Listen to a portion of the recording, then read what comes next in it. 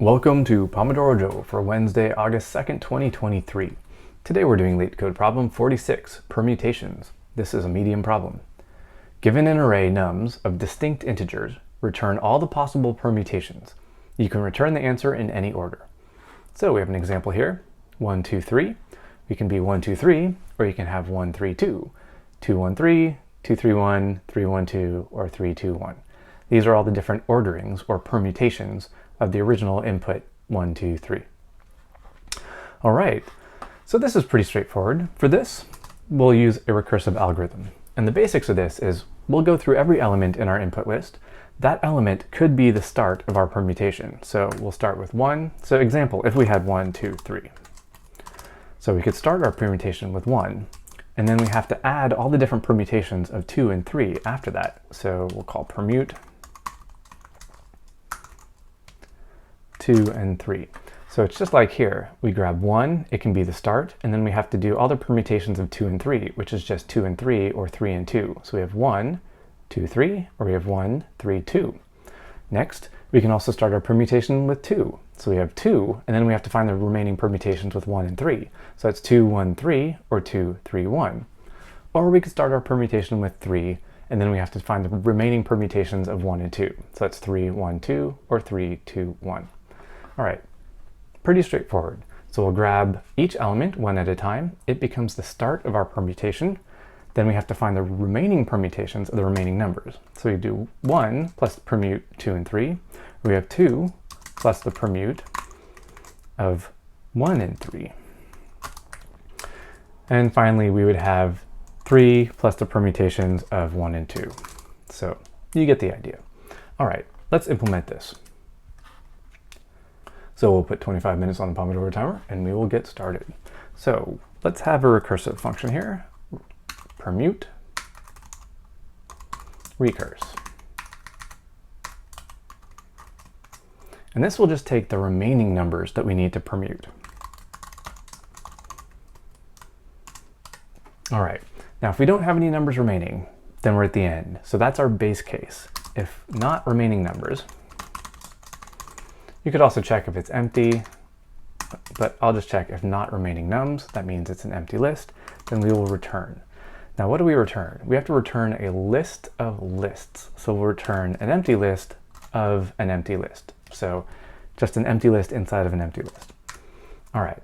Now, if we do have some numbers, we have to go through every number, make that the start of our permutation, and then find the remaining permutations of the remaining numbers. So let's have some result out here. That'll be an empty list, and we will return our result at the end. All right, now we have to go through every number in our remaining nums. So for num and remaining nums. So this could be the start of our permutation. So let's do this. This is our permute. So our permutation will start with this num. Next, we have to find the remaining permutations of the remaining numbers. Well, in order to get the remaining numbers, we actually have to remove this number from our nums. Now, one trick here is because lists in Python are referenced, they're reference values, that means if we were to modify this remaining nums, it would get modified over all the different uses of it, so in all the different recursive calls. So we actually have to make a copy of our remaining nums first. So we'll have a new remaining nums. And that will be a copy of our current remaining nums.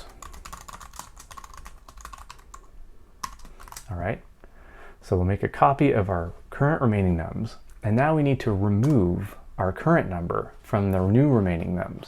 So essentially we're going to take this number, make it the start of our permutation. Then we have to remove it so we can find all the permutations of the remaining numbers. So the new remaining nums dot remove, and we can just remove this num. Now we're lucky here that this says these are unique, these are distinct integers. Because they're distinct, we can just remove this num and be done with it. All right, so now we have to find all the permutations of the remaining numbers. So I'll call this suffixes. So it's the end of our current permutation, it's the suffix. So the suffixes, that's going to be this recursive call with our new remaining numbers. So we're basically finding all the permutations of what's left of our numbers. So this is after we've removed this number from our remaining numbers. what are the different permutations of the remaining numbers? All right, now that we have that, we'll just go through every suffix and suffixes. So we just have to go through all of these remaining permutations, add our number to the beginning of it to get our full permutation, and then add that to our result.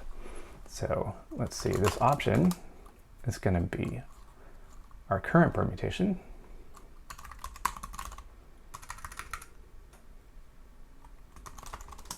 plus this suffix. Okay, and this will create a new list for us. So we'll create a new option list, and we can just add that to our result. At the end, we return our result.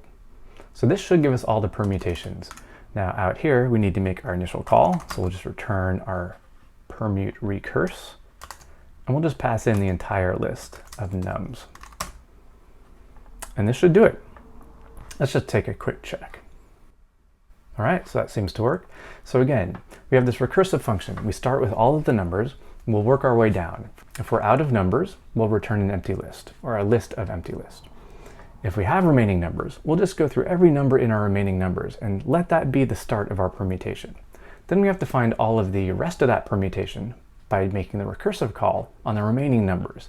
So we take whatever numbers we have, we remove one number, make that the start, then we make the recursive call on the remaining numbers after we've removed this current number. Then we go through all of those possible permutations of the remaining numbers and create our current permutation, which is just the start of our permutation, which is our number here, plus the remaining permutation. All right, so let's submit this and see how we do. All right, and we pass. We do pretty well, 76% for runtime and 72% for memory. That's not bad. Jumping back here, a couple things we could do. One, I have this permutation out here. It's really just this num. I don't really need this permutation. I could just use this in place here. So let's do that, make this a little bit cleaner. Move that. All right. Let's see if this gives us any type of gains. Oh, that's a huge gain. That takes us up to a 93% for runtime and a 91% for memory. That is huge. All right, so I'm pretty happy with this. I will say there's one more thing we could do, and this is a little bit cheeky, but hey, I'll show you how to do it. One thing we could do here. So Python has a function in the itertools library, itertools. In the itertools library, there is a function just called permutations. So we call this. And we pass in our nums, so we can just return this. All right, let's see if this works. And that works. So we could just call permutations on the nums and use the built-in libraries for this.